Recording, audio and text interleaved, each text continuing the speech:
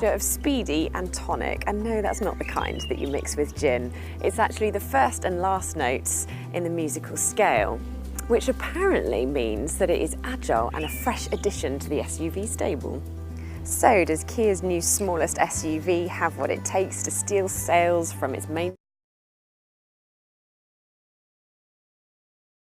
How roomy it is inside.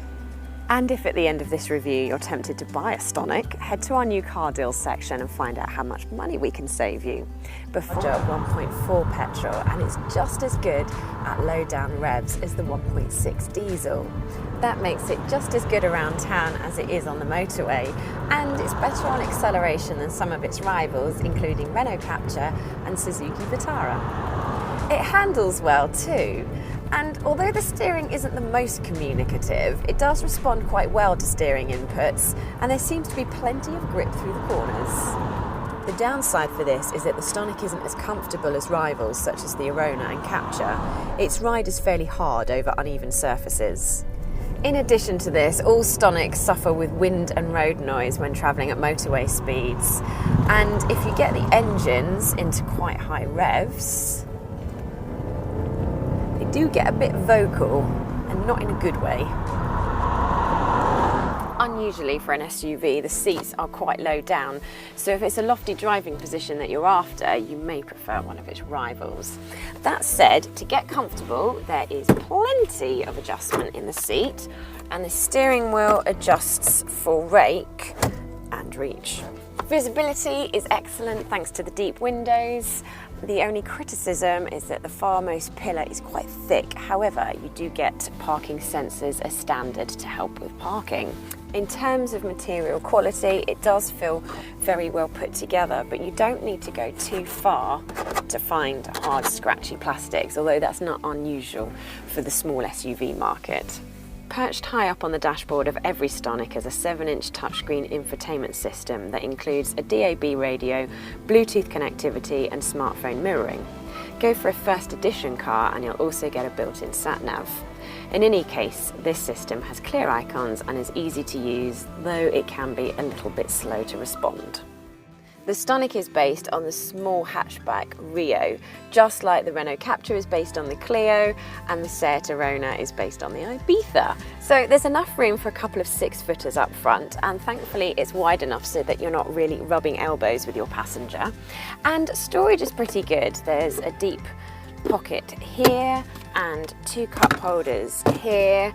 Door bin is big enough for this fairly large bottle of water, and there's more storage here underneath the USB and auxiliary in, and a decent sized glove box. Step into these rear seats and you'll find even taller passengers won't complain about headroom. However, if you're sitting behind somebody who is 6 foot, which is not me at 5'4½", you might find that legroom is a little compromised. And not unusual in this class, if you do sit 3 abreast, then you will find it is a little bit squishy.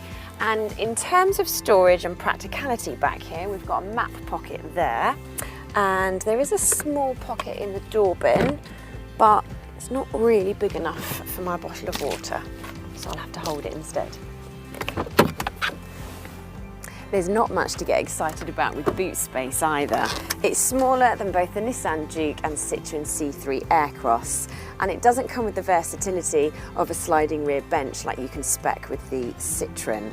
It does, however, have split folding rear seats for those occasional trips to the tip.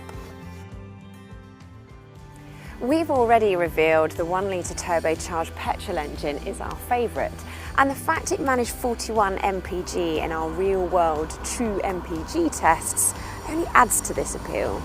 There's no bargain basement entry-level Stonic version, but you can keep costs down by picking the cheapest 2 trim level.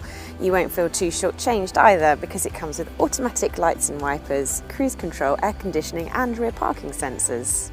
We'd splash out on the ADAP safety pack too, which gets you automatic emergency braking, lane departure warning and high beam assist for the lights. If you're looking for a small SUV that's a little left field of the mainstream choices, then the Stonic is a good place to start. For plenty more on the Stonic, including our full online review, head to whatcar.com. And remember, if you're thinking about buying one, we can help save you thousands. Head to our new car deals section and check those out. But before you go anywhere, hit subscribe and make sure you never miss another video.